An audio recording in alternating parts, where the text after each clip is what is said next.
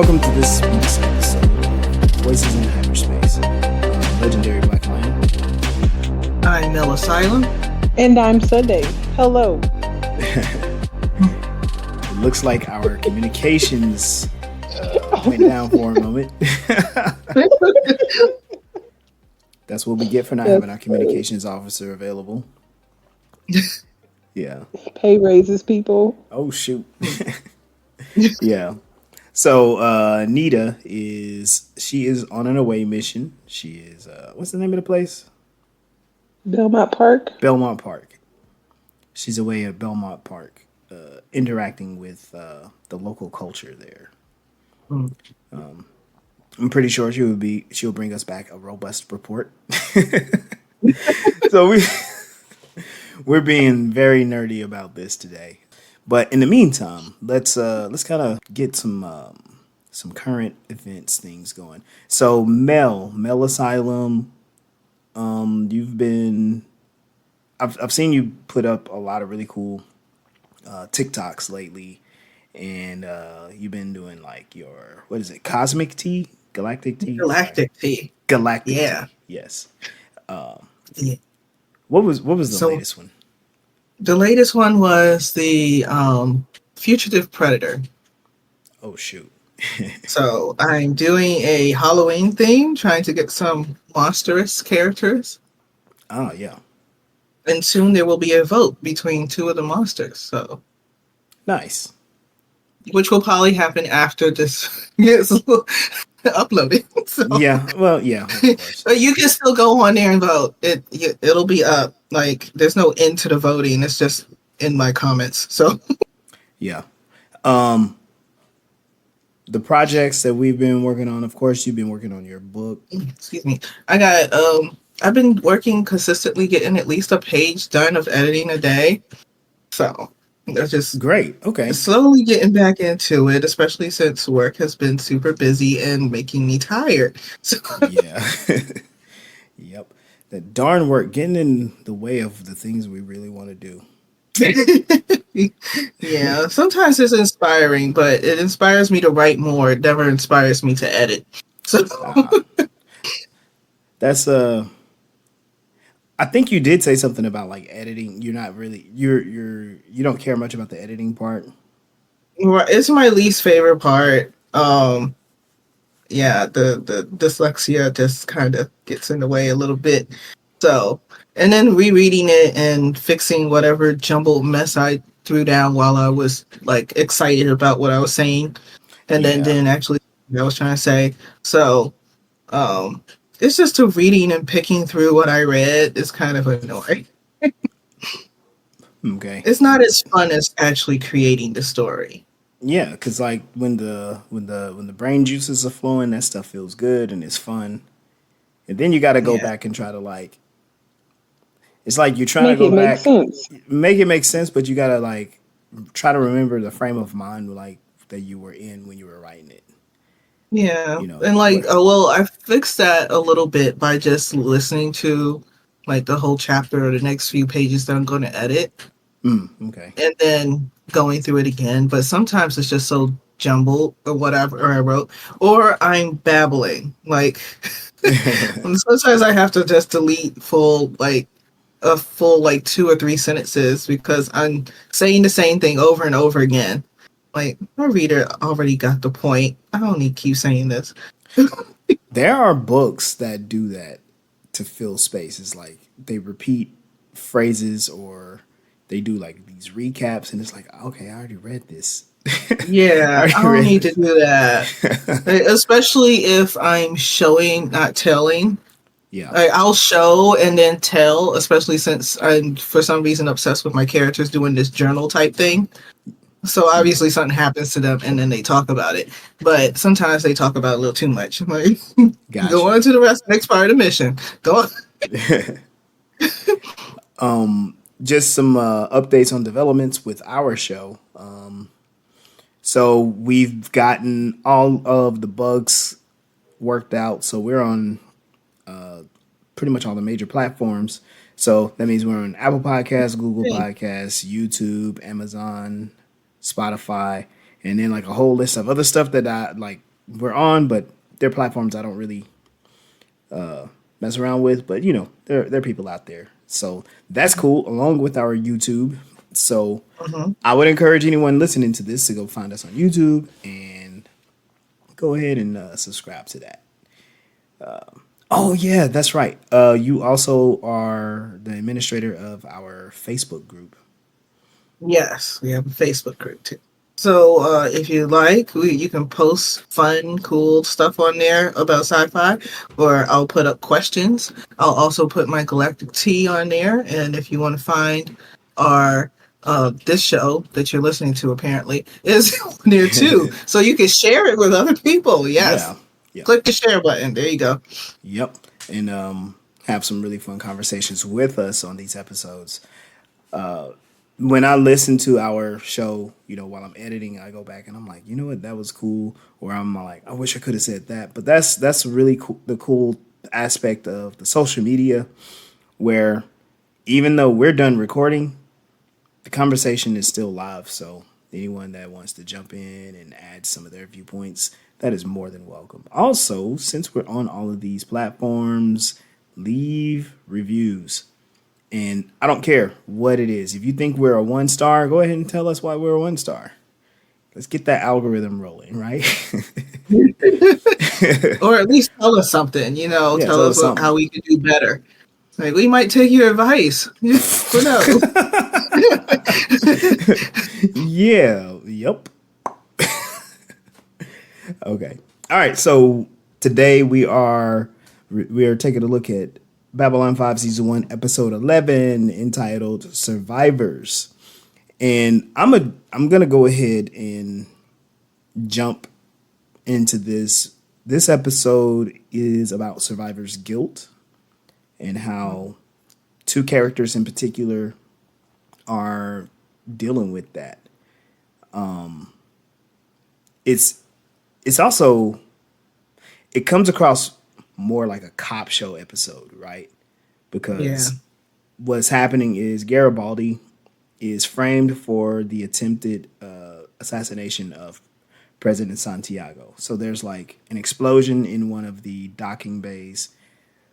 One of the engineer characters dies. He's just a guy, right?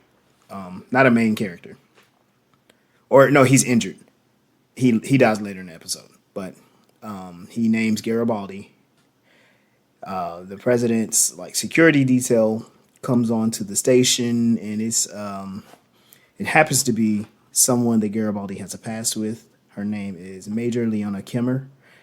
Garibaldi was good friends with her dad, and while they were on Mars, Leona Kimmer's father gets killed because Garibaldi is a really good cop, right? And he's coming down on some gangsters, and instead of, he knows that they are planning to kill him, and he even tells you in the story that he thinks he can handle it, but what they end up doing is they kill Kimmer's father in an explosion, making it look like an accident. She never forgives him, and he doesn't ever forgive himself as well.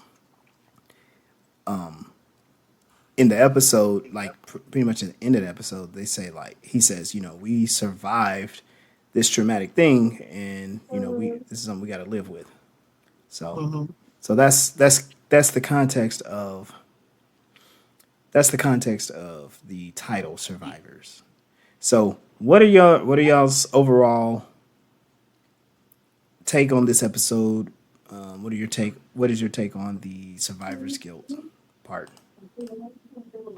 I enjoyed the episode. I really like it a lot when they focus on a singular thing, um, instead of like the jumping 3 and 4 different plot lines together. Um, but it was really cool to get some more history on Garibaldi because he's always, you know, I don't know, acting like a snitch and being in people's business and being a cop. Okay, my bad, my bad. Yeah, he's a cop. It's totally his job, right? Right. But to like bring some humanity to him because I really don't like him or cops for that matter. And this episode helped me see him more as a person.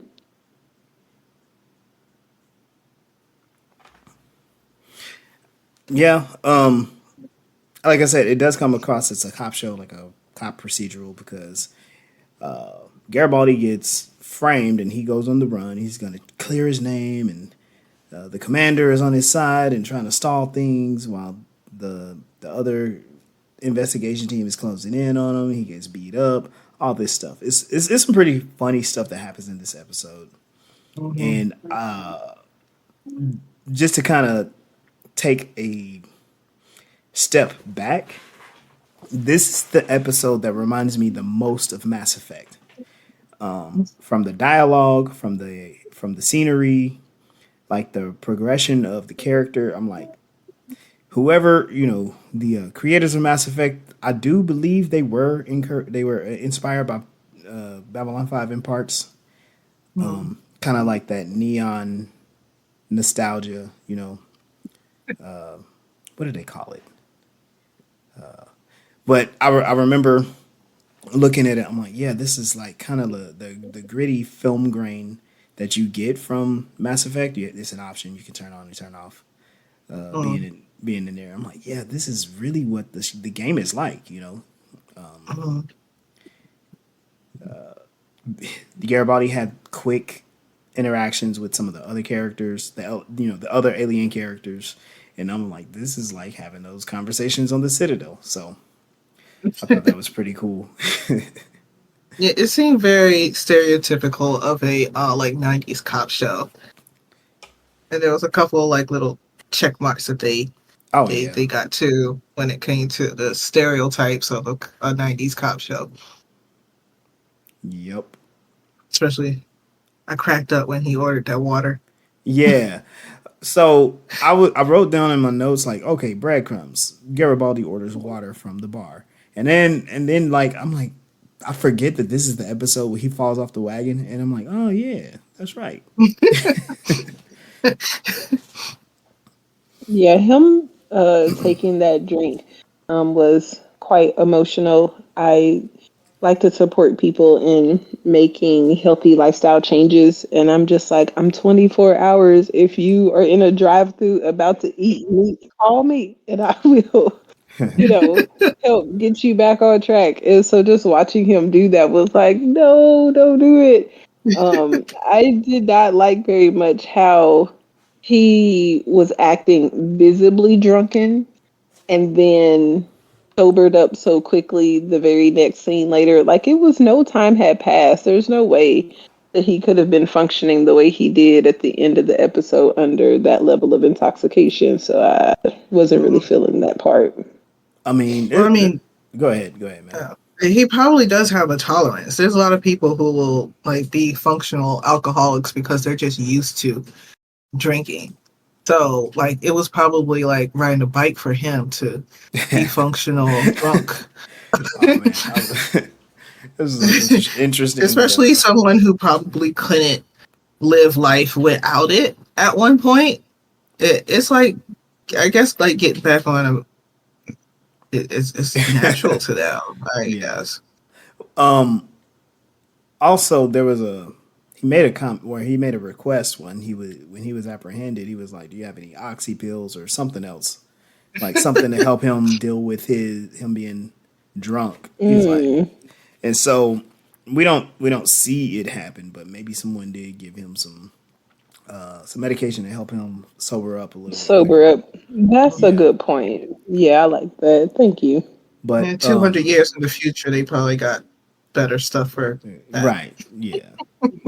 And be sober now. They're just $5.99. Oh shoot. I mean, we got hyperspace travel, we got space stations. They got some pills to help you quickly sober up from your night out drinking, and it's all for sale. You gotta spend money doing it. Yeah. Yeah. Yeah, his little rant at the bar about the people down here coming up to the top level later. I was like, see, there you go, being an asshole cop That's what again. I was gonna say. Garibaldi is an asshole and he's drunk. even more so than usual. And so that's why you don't give him a drink. It turns out so let's kind of like connect some dots. Garibaldi is an alcoholic. I don't know Yes.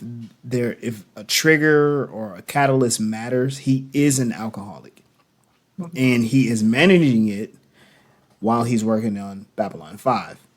And so him focusing on only having water, because he spends a lot of time at the bars and the casinos, doing his investigations, watching people. He's around that atmosphere, that environment frequently, and he's developed some tools to kind of keep himself straight, keep himself sober. But when the pressure is really on, and this when Major Kimmer came on, so that connects to like a past trauma. It does make sense that he would like do the same thing he did before because he was under that like severe amount of stress. And then the other thing that all right, so this is the other thing that bothered me. At the beginning, that alien that was trying to steal the credit chip, and how he basically went full police brutality on him. I was like, this no. And then blamed it on his species. That's You blame it, yeah. Ooh, it's like, you know, all of them are just like, oh, you know how they are. Yep. And then he blamed it on just losing his temper, and I was just like, no, this sounds way too familiar. Garibaldi's a race, well, speciesist cop, Vicious. specious cop. Yeah, it's a problem. But then the station commander was just like, forget all that. Tell me what's really going on. Like, which okay, he's trying to relate with Garibaldi. They both share trauma as far as like the war, but Garibaldi's service is in security. He's a cop. That's his whole. That's his whole mo. Like, and apparently Mars is a very dangerous place to do any of that stuff too. So Yeah, he's they were saying that it's like either they were corrupt or didn't care. There yeah, was yeah, no in between. Nobody actually doing their job there. except for Garibaldi, which we will visit Mars later in the series, and you'll see how it goes. And it's a combination of organized crime and just corporate corruption. And Garibaldi was like living his best life in that environment. I don't know. Like the way he described it was that it was pretty awful. well, he You, was drunk the whole time. That's Oh Lord. oh man, no, but he's a cop. He loves being in the thick of that stuff. Also, I wanted to know what did you all think about Garibaldi and Londo forming this friendship. I I think think this might be the first episode that they start this story thread. But like, what are your thoughts on Londo considering Garibaldi his good friend? that he's just a very emotional manipulator. He is always like orchestrating things in order to, get the outcome that he desires. I feel like he's setting pieces up to eventually be in his favor, no matter what he does. But he definitely has some big emotions that keep coming out. yeah. And he's always looking for knowledge of people and things in order to manipulate again. So him knowing this bit of him, of Garibaldi, that's not, strict cop, I'm in your face, gives him pleasure. Like Yeah. he gets the pleasure of, oh, I know about him, and it Yeah. he might just want to be friends with him because he feels like he has the upper hand. Mm. He might think he does. I don't know. Clearly, he probably doesn't. But from his perspective and his ego, which is enormous, uh, Yeah.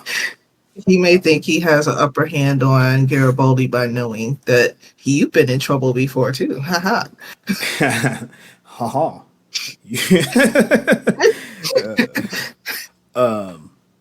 That's interesting because so we'll say that's a breadcrumb in that from here on out there is an interesting development of their relationship. And if I do recall, this is the first episode where they are like, yeah. Well, where Londo's like, yeah, you're my friend. And he just pins that label on him and it never goes away. Hmm. Because in earlier episodes, Garibaldi is like, I'm keeping an eye on you, Londo, or I'm trying not to kill you right now, Londo. You know, like, and now when he goes to Londo for help, Londo's like, yeah, I'll totally help you.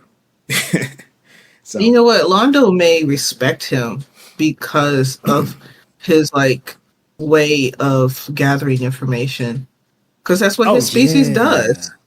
Yeah, yeah, gathering information to hold against you at some point is their whole thing. yeah. That's like, So he probably yeah, sees him as one of them a little bit. yep. So that makes sense. It makes sense. He's like, I totally respect you. You're deceptive. You're good. You have good use of your resources, or you're resourceful. Hmm. All of that. He even let Garibaldi borrow money.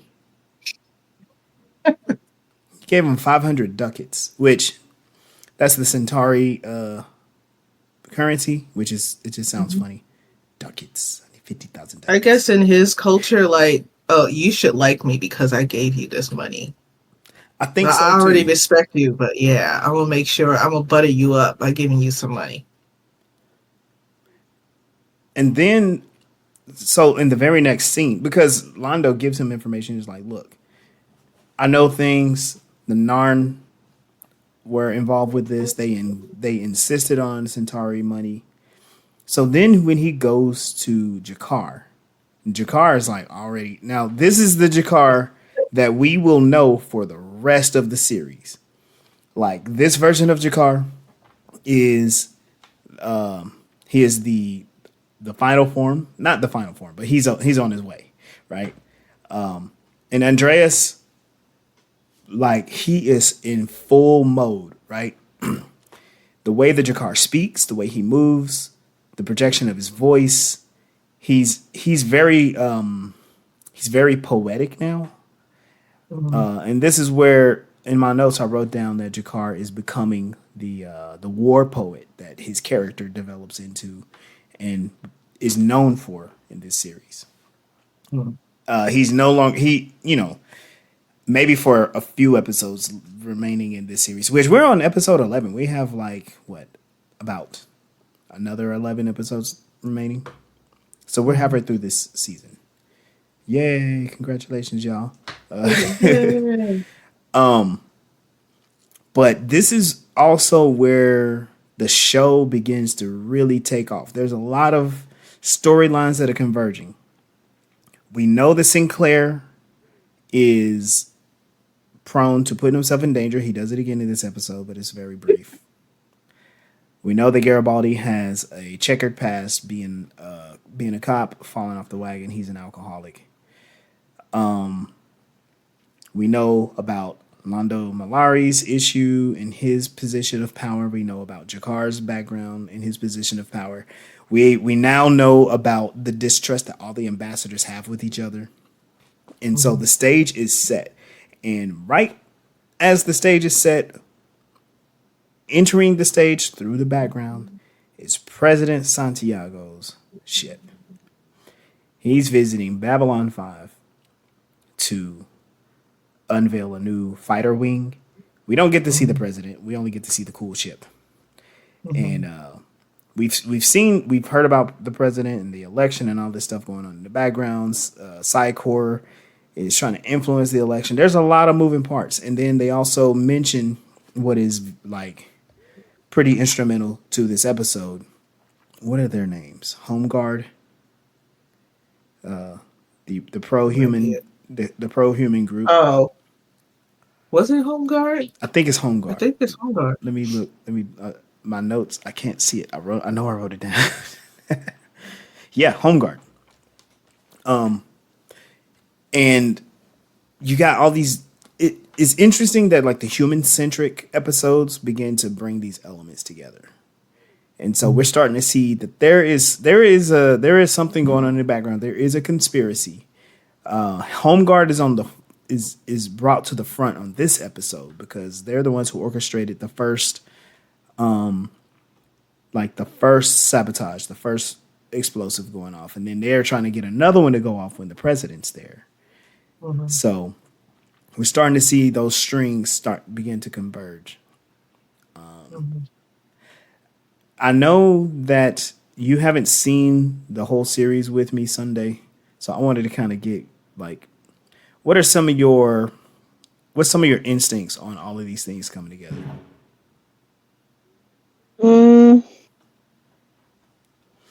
Ooh, I feel under the gun. I don't know. It's okay. It's okay.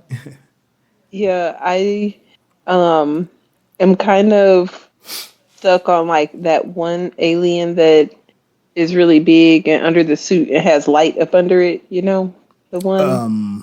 Oh yeah. Ambassador Kosh. Yeah.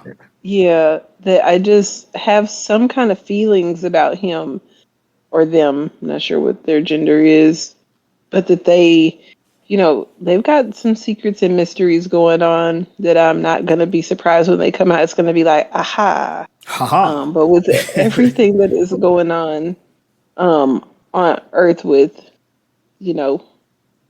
all of these groups that don't agree with what's going on Babylon 5, that it makes sense that the other 4 Babylons failed, and it could be likely because of sabotage like situations like this going on. I know they did have a conversation in the past about they were sabotaged. And Babylon 4 had basically disappeared. Yeah. But speaking of secrets, did y'all notice who was not in the episode? What's her name? Yep. The Mbari. The psychic. Yep. Oh. Yep. Dylan, nowhere to be found. Which is probably a good thing. She probably would have distracted from this story, but it's also interesting. Nowhere to be found.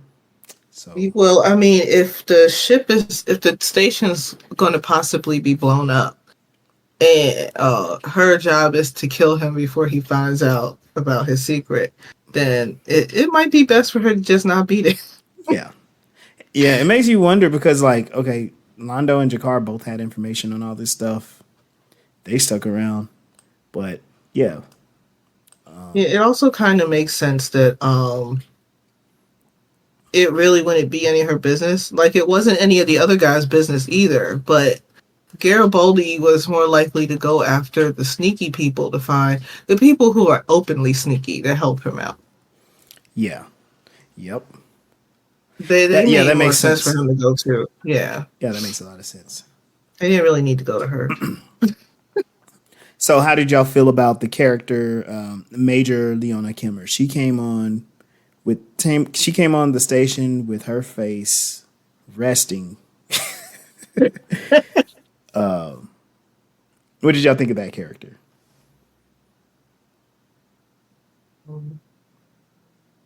Thought that that it was really like sad the way she explained that she really, was hurt by his absence. Not that she wanted to like, you know, blame him for the loss of her father, but it was more so that I lost my father and my uncle.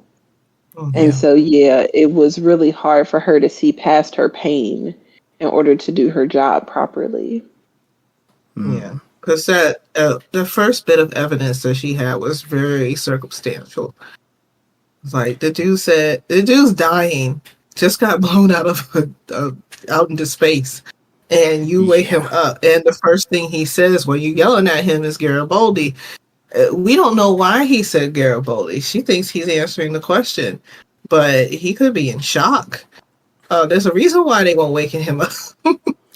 I mean, yeah, yeah, they just disregarded Dr. Franklin altogether, which I guarantee you he is not happy about, and he's probably seething somewhere in the station.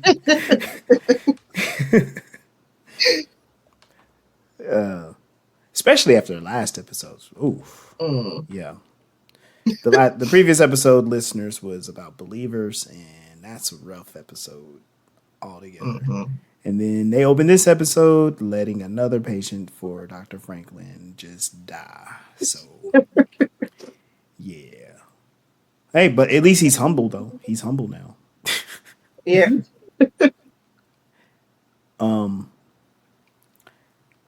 Again, so as Mel pointed out, this show is about shared trauma. So, there's the trauma of Leona's father being killed and both of them dealing with it in different ways. Garibaldi does come out and he's like, "Hey, I would trade places with him in a minute if I could. Like, if he knew that was going to happen." Mhm. So he definitely has survivor's guilt, which can be a very powerful feeling because, Mhm.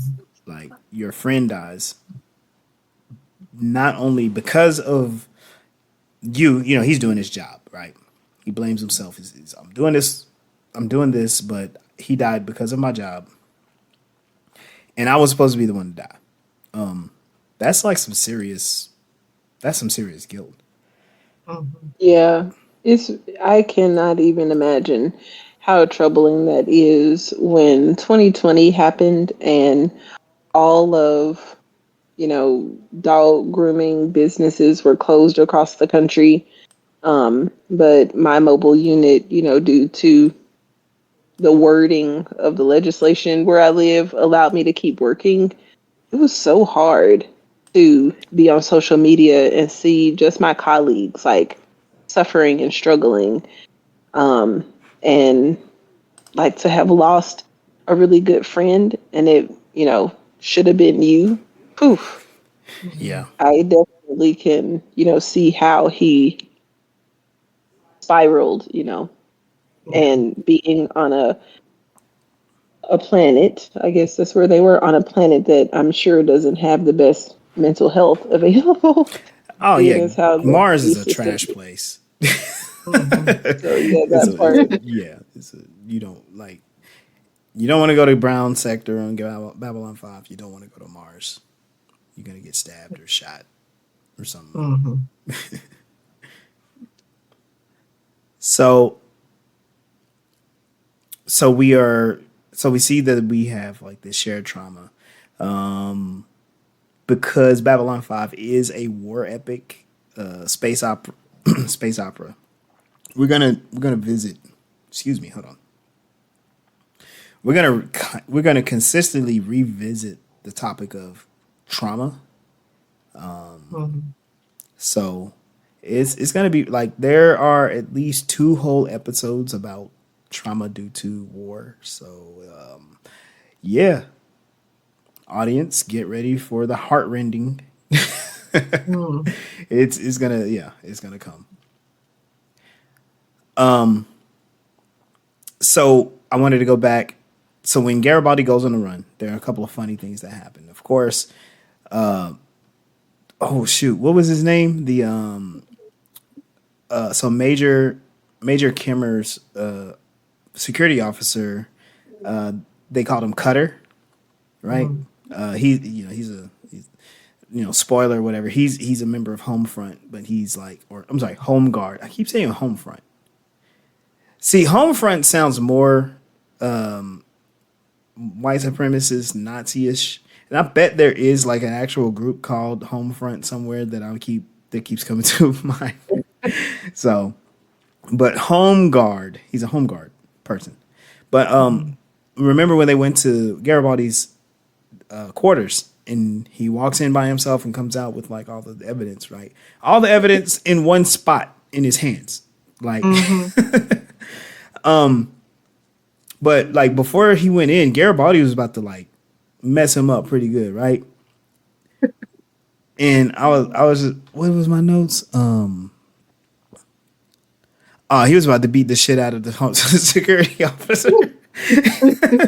The dude was reaching for his gun, but Garibaldi didn't care. And the thing is, we know for a fact that Garibaldi knew what he was doing because later on, the guy pulls a gun. Garibaldi beats the piss out of him, like with his bare hands. So that's how they would have went. But also, he's like the Cutter is like, next time, Garibaldi. He's like, nah. Next time it's not gonna go the way you think it's gonna go. Which yeah, I wish they had better fight scenes because the fights, okay, they're trying to make Garibaldi look tough, but they were very theater, you know what I mean? So yeah, those don't very much I'm gonna stand here and wait for my cue before I fight again. Yeah. He's oh yeah, fighting 3 big alien dudes. Yeah. Well, we're not there yet, but yeah. No, because it's pretty shortly after this scene. Yeah. Like when he goes into the alien sector and he's getting jumped, which okay, that fight scene much better than some other scenes later in the series because people aren't doing like pointless running up wall moves or nonsense flips, you know what I mean? Because it does happen. It happens. His arm through that bar, like to swing the chain through the bar, and that's how Garibaldi caught a hold of his arm. I was like, that is not real. It was pretty bad. But that alien was like huge too, so I guess they're like he's big and dumb. And Garibaldi, he's a street smart, hard nosed cop. He's hard boiled, so he knows how to handle himself in a street fight. And unless it's 3-on-1, and then he's getting beat up pretty bad. He's getting beat up by the giant plus like 3 Drazi aliens, and then Sinclair shows up and he's like, "Oh, hey, someone's life is in danger. Let me join." No weapons needed. Great. And then he loses them right after that. Right. Like he could have really got away that fast. You kept up with all those people in the fight, but when they're not attacking you, you don't keep up with them. Right. But I guess this kind of shows how Garibaldi's life is spiraling. He immediately escapes custody and gets beat up on the streets and ends up in the bar. And he's hiding from security. He buys a hat. Well, he really isn't buying the hat. He rented the hat. He bought that alien silence. Gave it back, and the dude was like, "You don't want hat? Take drink. I'm going to the casino." And I was like, that dude probably doesn't need to go to the casino. Probably how he ended down there anyway. I think that was his trauma. Didn't that alien like go and snitch on him or something like that? Oh yeah, he immediately went and snitched. But it would have added to it if they would have said that there was a informant or something. Oh no, to do with money. Oh, okay, gotcha. He snitched for money. Like if there was a reward for finding him. Yeah, If because he stepped out and saw that there was a reward for the guy that he just got money from, he's yeah, like, okay, more money. Like, despite the fact that he just helped me out. And, right. So I think at that time too, Ivanova had like tied up all the communications. Communication. Yeah. Mhm. So maybe since security was going section by section, maybe he was just like, "Hey, you see Garibaldi?" He's like, "Yeah, he's right over there." And you know what? Think about it. They would rat Garibaldi out too, right? Everybody wants the Mhm. opportunity to do that because one, he's a cop. Two, he's an asshole. And then three, it's like, hey, if, they want to get back at him. Mhm. Because remember, he drank and he's like just dumping on all the people that's down there. Yeah. So yeah, being so rude, you know. There is one more part that I want to talk about. Is before he got beat up and all that stuff. Remember when Garibaldi went down to the alien sector and he's talking to the insectoid Mhm. and Yeah. he's like, hey, you could probably fix me up. He's like, I'm not a fixer. I'm doing legitimate business. And He's he's like, like, I know. come on now. He knows what he does. You gonna stop He's doing it like, now? you are a cop, He's sir. yes. He's like, nope. He's like, even without your badge, you're still a cop. So nope, we're not helping cops. Mhm.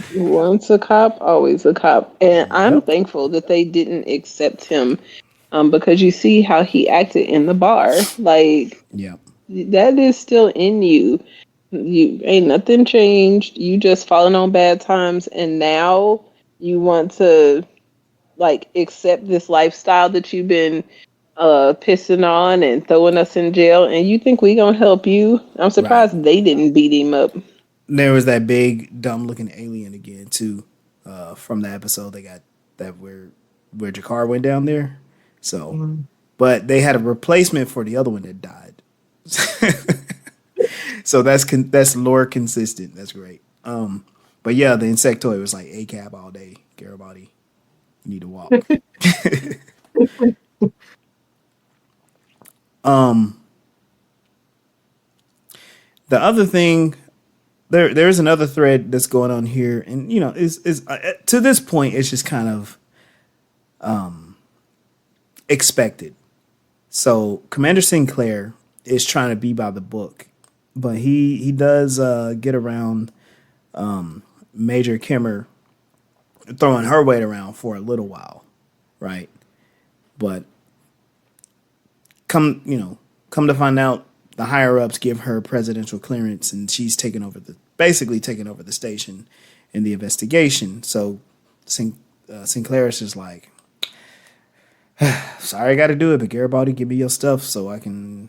And you gotta be suspended, and turn in your comm link, your clearance, and your gun. And you can see that Sinclair is just like really bothered by this, but he's the diplomat. Mhm.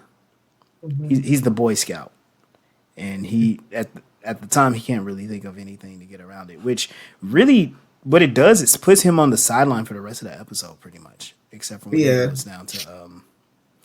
when he goes and do a street fight. But that again, that's kind of his bag.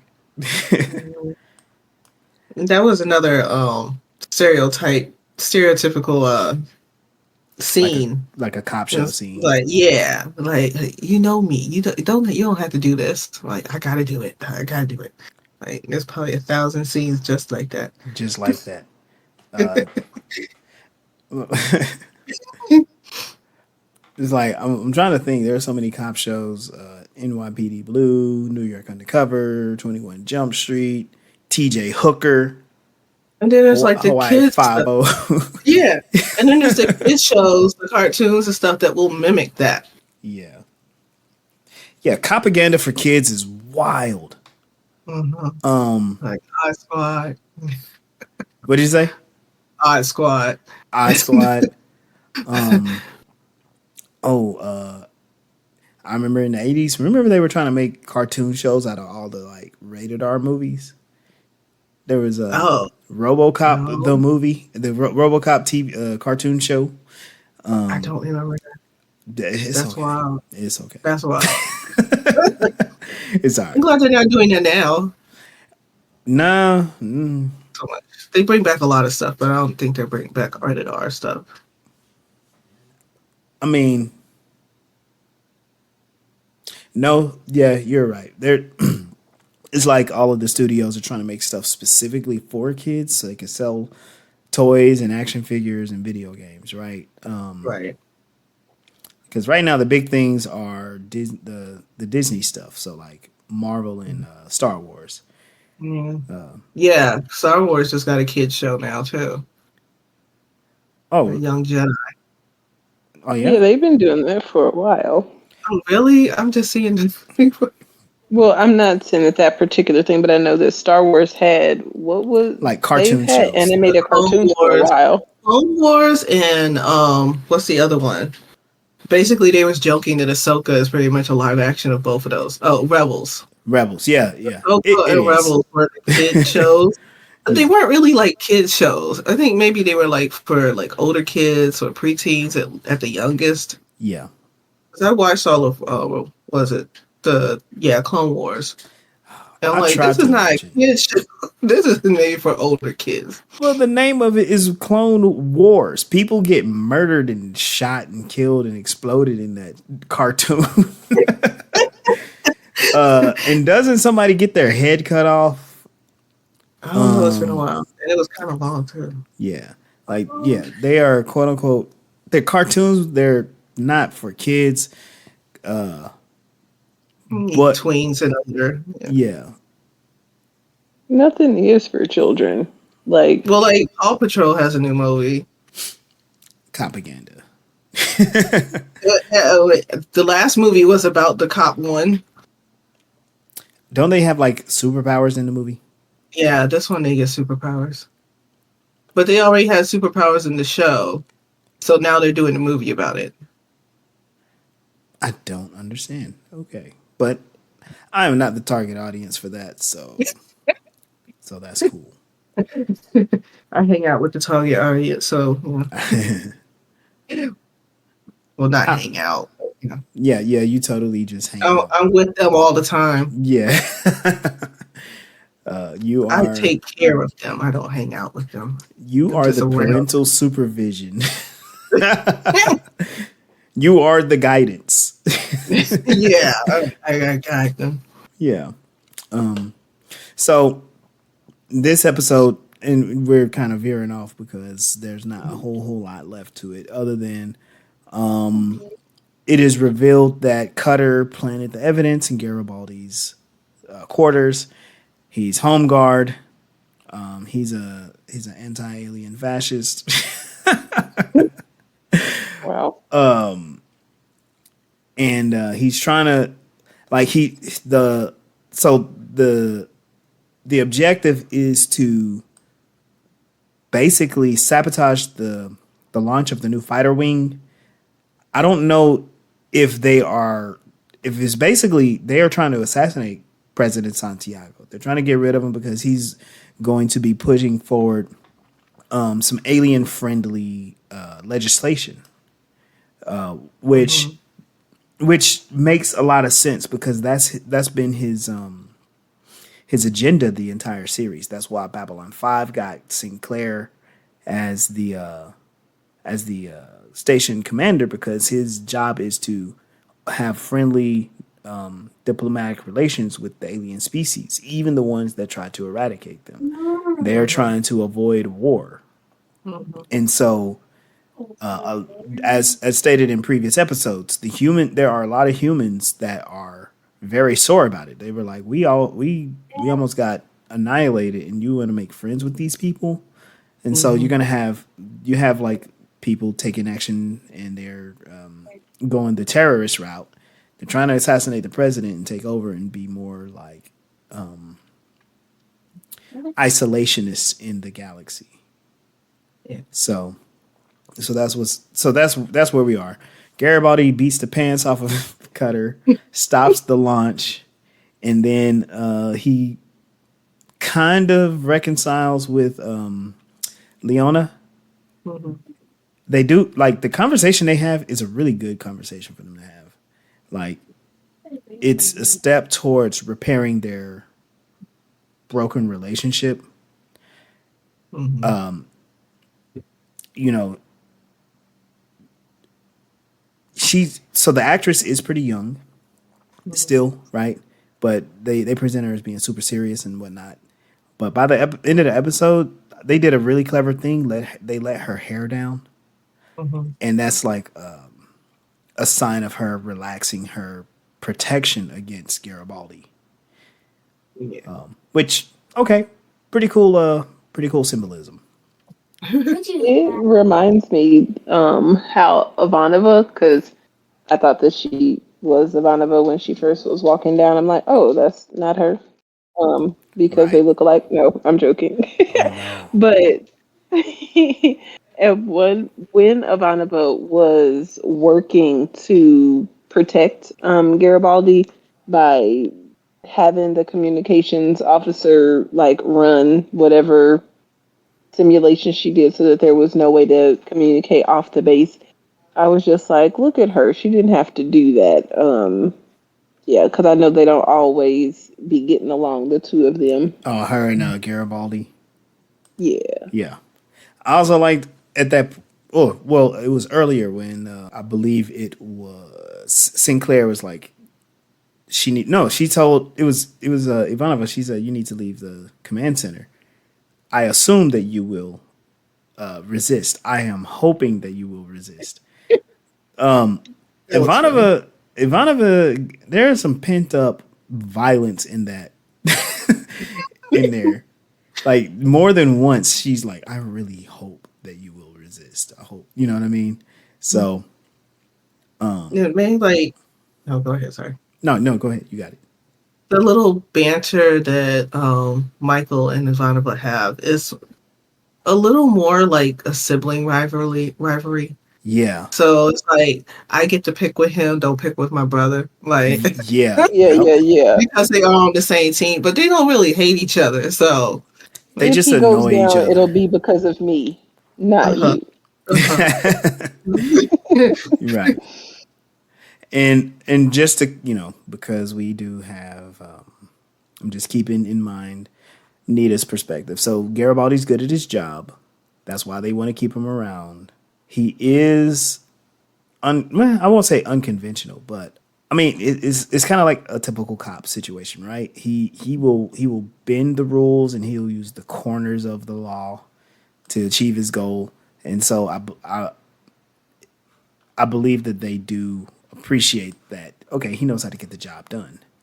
Mhm. So, and then removing that, you're removing like a whole like trusted asset, and you pretty much have to start from scratch if you get someone else in that position. But Mhm. I mean, still, Garibaldi's a cop. He's an asshole drunk. Yeah, we need to keep him again. We need to keep him away from the liquor. Yeah. All right, but pretty much episode is straightforward. It's done. Yeah. He acknowledges like, yeah, we survived that, and we gotta find a way to deal with. We gotta figure out to deal with this. We're survivors, and I hearing that it's like, okay, you survived some serious trauma. And you can look at that in two ways. You can look at it as like, this is the thing that happened to me, or this is the thing I was able to get out of. At the end of the episode, I think we are seeing Garibaldi choosing to see it as a thing that he was able to get out of. Again, how do I say this without spoiling it? We'll say it like this: Garibaldi he is an alcoholic. The end. Yeah. Mm, All right. I Any other guess final like thoughts? Go ahead. compared to last episode, this was not as deep with not as much nuance. It was kind of straightforward. It was very much the 90s style cop thing.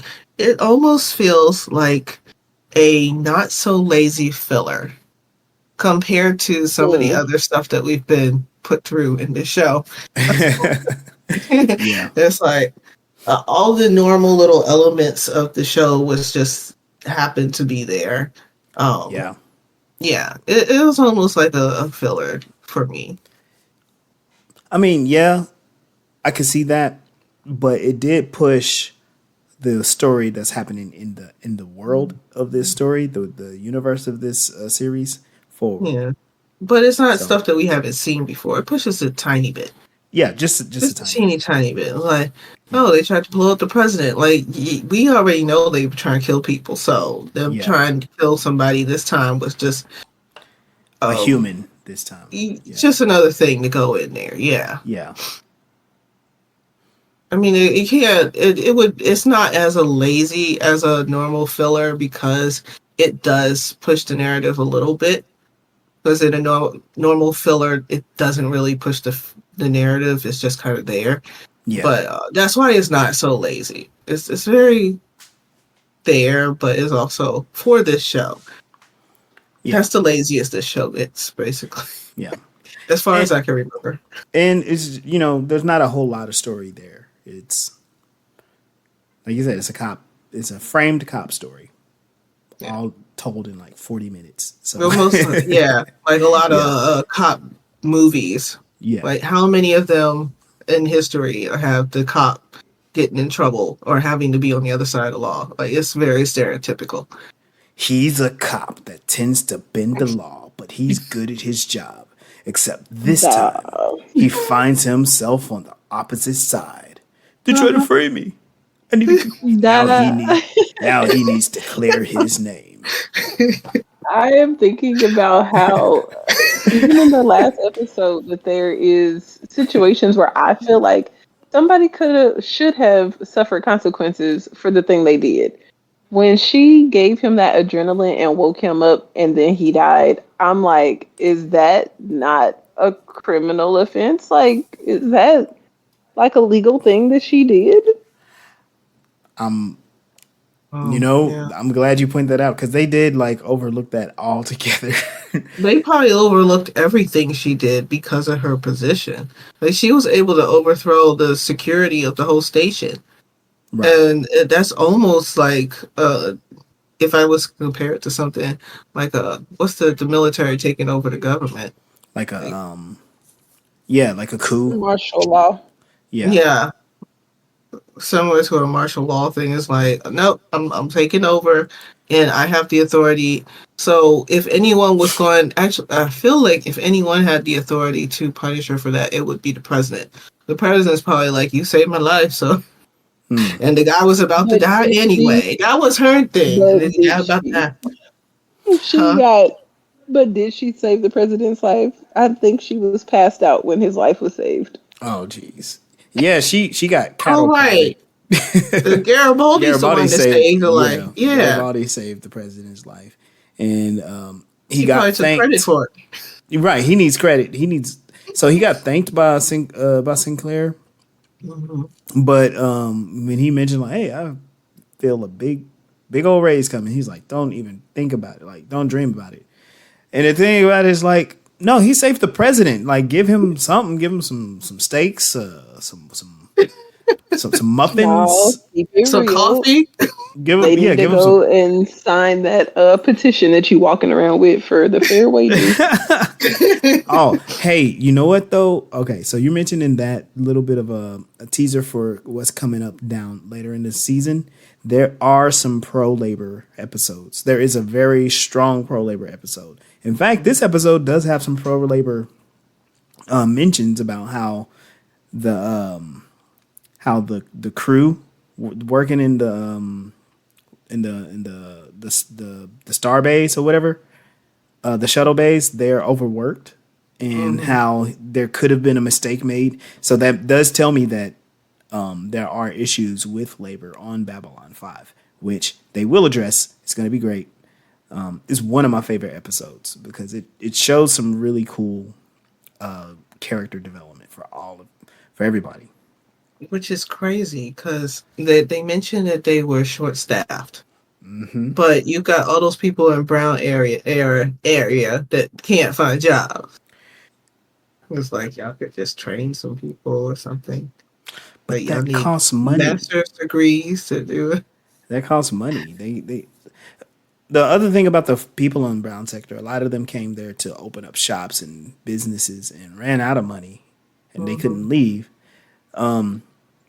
Yes, while it would be really easy to like have a work training program on Babylon 5 and be able to fill in some of their holes as far as like the labor shortages. Remember, they're still running on a budget and Right. they're always trying to cut labor costs.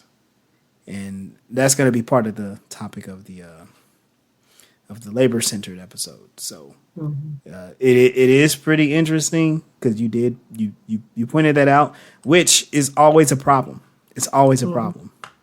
There's labor shortages everywhere, and the way that it was said to me, it's not a labor shortage. It is a lack of, what do they call it?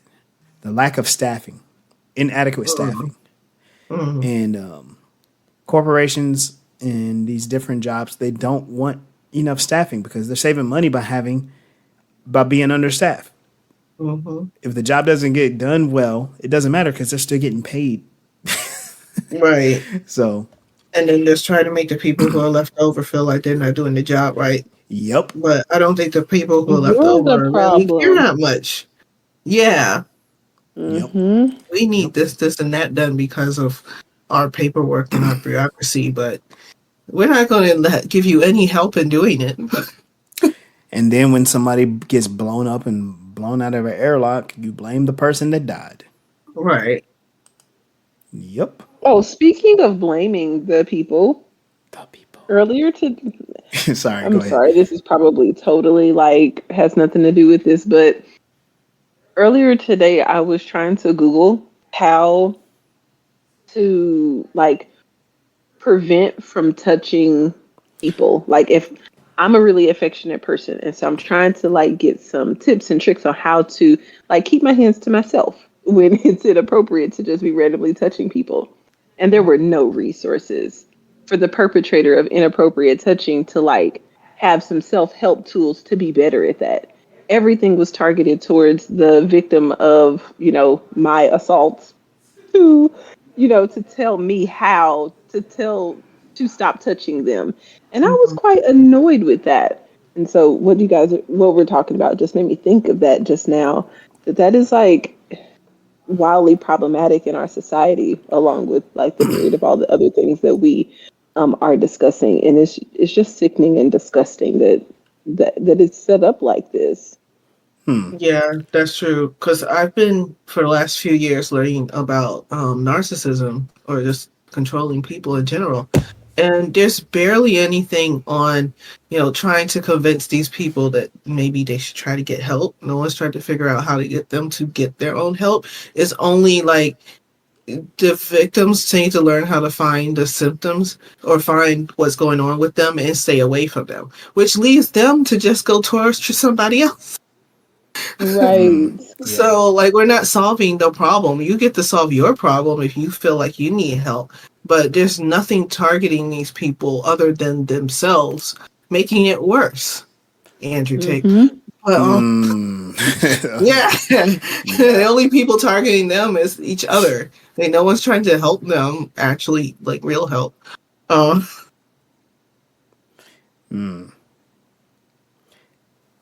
Yeah. That's a lot of things. Like the things that we should be fixing that causes problems, we only look at the symptoms and not what's actually causing the problem. Not roots, not root No causes. roots. Come Right. on, that is a whole fact. Yes. Yep. All right. And- Let's get out of this one because I think we're probably about to have a whole different conversation. So let's get out of this episode. We want to thank everyone for joining us for this week on Voices in Hyperspace on Legendary Black Lion. I'm Mel Asylum. It's a Sunday. And you can find Voices in Hyperspace. We're on TikTok now at Voices in Hyperspace. You can also find Legendary TikTok and Instagram. You can find my stuff at Mel's Rebellion on Instagram, TikTok, and YouTube. And you cannot find me because I am hiding. Nice. She's in witness protection. No, she's in hiding. That part. All right. Well, thank you all very much, and we'll see y'all next time. Bye. Bye.